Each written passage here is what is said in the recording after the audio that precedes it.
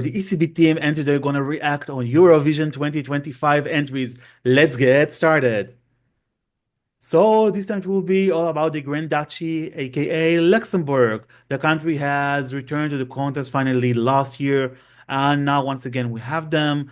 They chose the act via the national selection, the Luxembourg Song Contest 2025. The winner is the singer Laura Thorn, and she will perform the song La Poupée Monte Le Son. Let's see what do we think about that French entry. Starting with Naomi, please. I absolutely love it. I think, given the history, I think it was definitely right place, right time.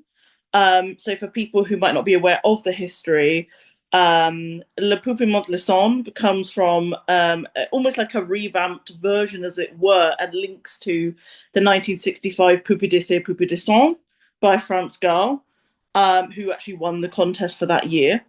And basically, what this project attempts to do is kind of give it a bit more female empowerment. So, really updates it for 2025. And I think, according to Laura herself, I think it's probably one of the few, if only, Eurovision songs that has actually a direct link to another previous song directly, which is really nice. It kind of really takes that historic song for Luxembourg and actually modernizes it. And so I think it's a really brilliant project, really great history behind it. So on that alone, really great, and I'm glad it won. I did have other favourites for the contest, so I did come to it with other favourites. But actually, I ended up because you were able to vote via sort of Eurovision. So I did actually end up voting for it because I think, given the history and what it does with the history of Luxembourg in the contest, I think it was actually the right song, right time. So for me, I've actually really grown to love it. One thing on a personal note, I do just want to mention, Laura Thorne looks like a member of my family. So for me, it's very surreal looking at her because she looks exactly like a member of my family. I don't think I'll show that member for their own privacy, but just for me on my own, and I just want to mention it because for me, it's just very weird looking at her. She looks exactly like a cousin of mine. Oh wow. So I have to kind of separate and remember that Laura Thorne is not exactly a family member of mine, but she feels like it. So that is just a personal note I just wanted to add. But Laura Thorne is also a music teacher as well, so she actually teaches music. And this project came to her, and she wanted to take it and kind of really take on the project for Luxembourg and add to that history. So that's really nice. But in terms of the song, I really love it. I think it's really interesting. It's vibey. I do just want to mention that Laura Thorne did do a kind of like dark version of the song on Eurovision a little bit more, where they allow artists to do sort of revamps of their own entries or cover other songs. So if you do want like a different version of that song, it won't obviously enter on behalf of Luxembourg, unfortunately, but it is there. And Laura, when I kind of did my research, she said that is more her style. So if you do want to get familiar with Laura Thorne's actually style of music, that sort of darker villain version is kind of more her based on what she said.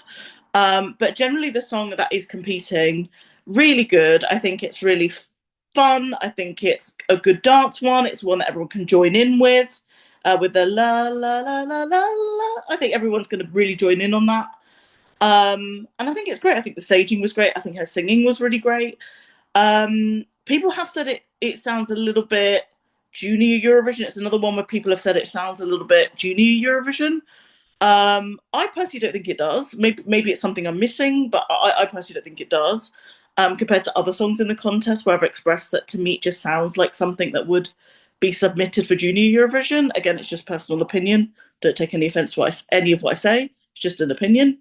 Um, but it's yeah, for me, I think I love the song anyway. I think it is in my top 10. I can't remember where in my top 10, but I know it is. It's something I would listen to now and again. And overall really love the song. So yeah, I have really great feelings over it. I understand some of the criticism, but again, don't take any offense to any of what we say in any of the videos. I think it's just our opinion and people's opinion. But overall, I personally love the song. I think it's great. I love the staging. Interesting to see what she'll do with it, if it's going to be like the national final in Basel next month. That I'd be interested to see. I did like the revamp. I didn't notice too much of a difference personally, but I did overall like the song still, even with the revamp.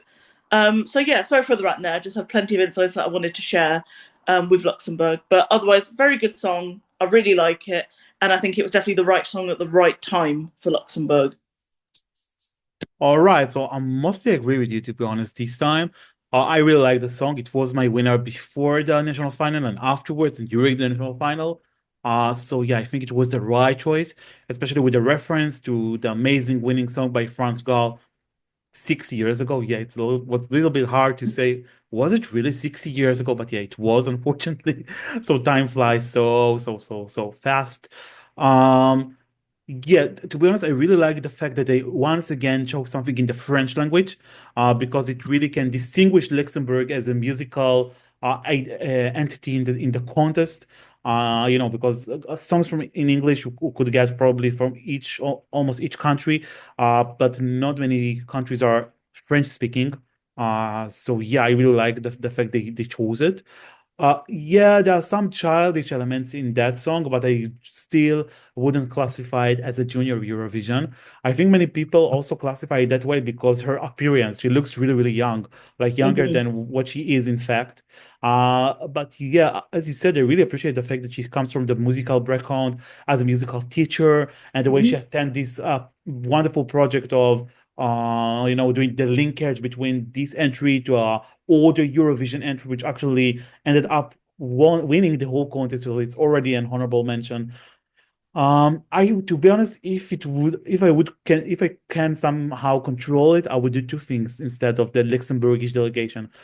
First of all, I think the staging should be done from the scratch, because I think that the staging is a bit childish. All these doll elements, etc. Mhm. It's good one, but maybe in order to speak to more people, maybe they can reconsider the way they did it. Although dancers, Yeah. etc., were quite good. And secondly, maybe it's a sad note. You know what? No, I want to skip that one. I want to give another compliment before that. Another compliment is that the revamp is much better. I really like the electro bass, the fragmented melody, even that in the first part she wants like la poupée moule, and then it's cut, so it preserves some tension in a good way. Mhm. Your expectations go higher because what happened with this La Poupée? And then you have to, to wait and wait to see. So I really liked it.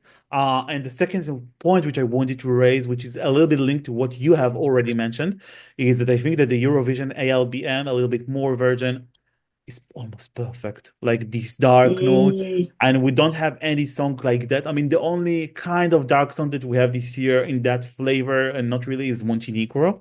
It's a Mhm. dark ballad as I see it, and this one could be a dark electronic kind of avant-garde. That's the way I see it, at least. Song. I hope you agree with this classification. So yeah, I think it could have done better to attract more people, although it would lower a bit of the energy of the song because it will be less uplifting. So yeah, but maybe that's the whole beauty about the Luxembourgish song this year, because on one hand it has a real message, but the dance beat, etc., makes you dance. It's uplifting and the whole energy is quite good. Also speaking about female empowerment, I'm always here for that. I really like this message. We had Toy, for example, from Israel, 2018. Of course, not the same message, but still in the same line, I see it. So yeah, overall a good choice. I'm really not sure how it will do. We'll soon meet our opinions on that in the prediction section. Um, but yeah, it's a song that which I enjoy listening, and if it comes out to my playlist, I would like to hear it. All right, time to give scores to Laura Thorn from Luxembourg. Naomi, please. Yeah, I really love it. Yeah, I guess with the staging, I think I was more thinking about the song. I can see the junior Eurovision kind of element, but actually, in general, I'm actually just generally interested to see what they will do with the staging with the song, because it's one of those where they could go so many ways with it, with that doll aspect. So it'd be interesting to see what they do with it in terms of the staging, the outfits, the costumes. That will be very interesting. But yeah, overall, I really like the song. I've got a good feeling about it. So yeah, I'm happy to give it an 8.5 out of 10. That's perfect.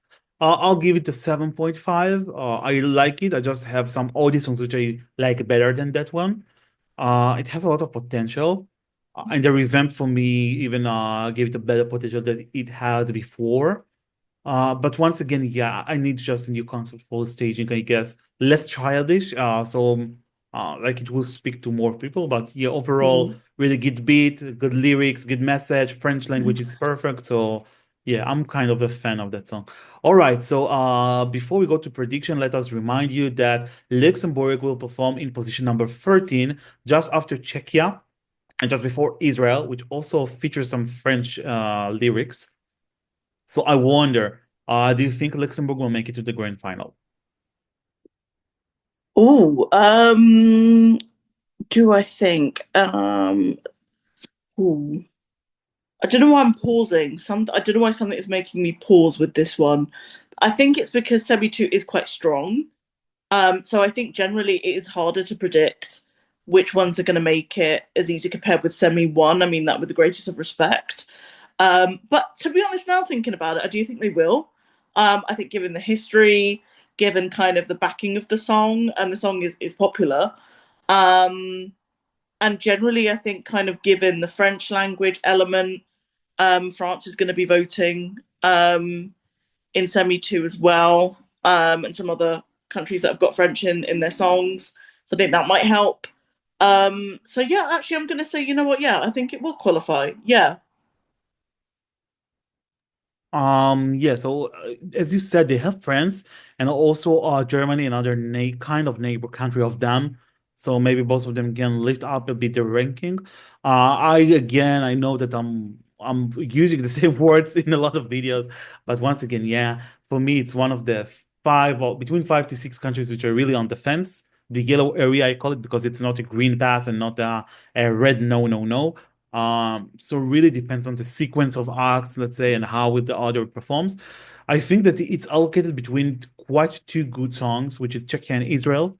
So for them, it won't be that easy to get a bolding in that way to stand out, I mean. But it's possible. So yeah, I think it would be really something borderline. It can be borderline, yes, as well. But on the other hand, there is no similar song in that quality of mixing dance and history and that message. So maybe it can be good for them. But for me, like Luxembourg in semifinal is kind of a new phenomenon because we only had last year with the Italian fighter, and we can't really say that this would reflect the success of this one because the consequences were different, style of the song were different, the semifinal it was allocated was different. Just as a comparison, last year it was in the easiest semifinal, now is in the toughest one out of the two. Um, so yeah, the negative thing is that they don't have Belgium and the Netherlands with them because they vote and participate in semifinal one. So less potential for friendly voting. But I don't know, maybe just some others can also put some points, regardless the country they are from. So yeah, it's possible, but I'm not sure about it. If I would have persuaded to say something, I would say like 70% they are in, 30% they are out, something like that. All right, so this is what we think about Luxembourg with La Poupée Monte Le Son by Thorn. She will perform as song number 13 in semi-final 2. Let's wish good luck to her and Luxembourg. Guys, if you like our videos, please subscribe to our channel right here below. Give us a like. Tell us in the comments below what do you think about the Luxembourgish song this year. And you can find us on escb.com, Facebook, Twitter, Instagram, Spotify, and basically everywhere. Thank you so much. Take care. Bye bye. Bye.